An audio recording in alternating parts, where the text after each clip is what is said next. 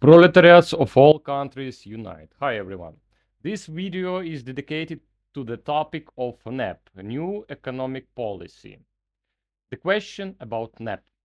I asked a question in the community: when did NEP end? NEP ended in 1929, 1957, 1931, 1961. The majority answered its end in 1929. This is incorrect. 1929 was the year of the end of the recovery period, but not NEP, because the main component of NEP is offensive, and this is trusting and syndicating, the highest achievements of capitalism. These components help to carry out association of primary products of producers. Someone said that the syndicates were liquidated, referring to the Great Soviet Encyclopedia, third edition. But this is not correct, and maybe it's sabotage of anti-Soviets or just a mistake. Since the Great Soviet Encyclopedia, first edition, says that the syndicates measured in or fusion in, this is unification of enterprises. This is not destruction in the political economic sense. Later, they only received more functions and began to be called differently. This is a very popular term of the 30th anniversary. 1957, May 10 of this year. This association was removed and the separation of primary producers of products was introduced. State planning began to move science instead of dealing with the economy. The capitalism of free market competition was restored without announcing it. And as some like to say, Glavkism was reborn. That was destruction of the base.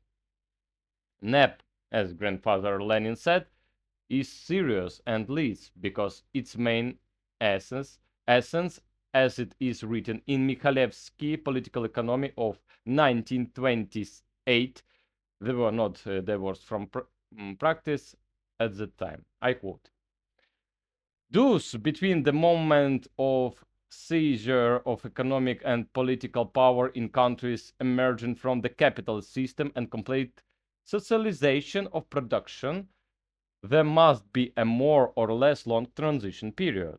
The transition period must be a period of struggle between capitalism and communism, not only on a large scale, but also within the country's power of the proletariat. Between capitalist and communist societies, there is a period of revolutionary transformation of the former into the latter. This period corresponds to the political transition period, and the state of this period can be nothing other than the revolutionary dictatorship of the proletariat. That was Karl Marx. During the transition period, socialism will grow not only in breadth, but also in depth, completing the stability of production, the unfinished capitalism, and drawing the masses of peasants and other small producers into socialist construction. This is the path that the Soviet Union is currently taking. This is the end of paragraph 126. Further on, there are many correct, very important chapters in this book. And the most important, paragraph 130, ends like this. The difference between state capitalism and NEP is that in the first industry, the class of exploiters, the owners of the means of production in the person of their class organ, is in charge. In the case of the state. In our country, the commanding heads of the economy, namely transport, large-scale industry, the credit system, and foreign trade, are in the hands of the proletariat. State capitalism in bourgeoisie countries is one of the forms of adaptation of the capitalist class to existence. The goal of NEP is the destruction of capitalism. In the NEP system, the elements of state capitalism are concessions and leases, since capitalist enterprises control the principles. But if capital in concessions and leases is in its nature the same as in bourgeoisie countries, in that state, then in ours it's completely different. This instrument is not the protection, but the destruction of capitalism. Quoting is finished. In addition, we also had other elements of capitalism: the market, commodity money relations, even thought money had already ceased to be a specific commodity. One of the comrades said that NEP ended in 1936. Why is 1936 not the end of NEP? Comrade Stalin said, if we had then the first period of NEP, the beginning of NEP, a period of light caution of capitalism, then we now have a last period of NEP, the end of NEP, a period of the complete destruction of capitalism in all the essences of the national economy.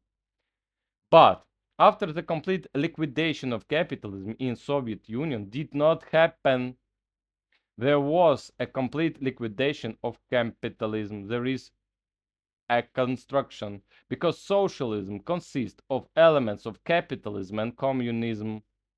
Therefore, socialism is an intermediate state in which there is one bad property.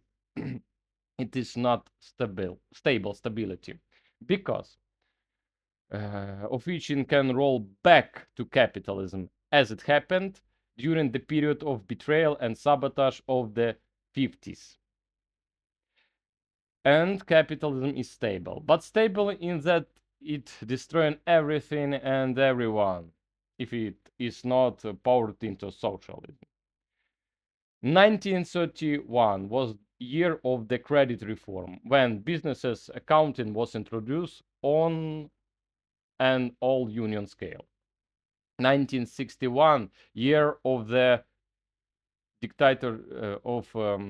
dictatorship of the proletariat, that was a principle, was cancelled. Destruction of superstructure.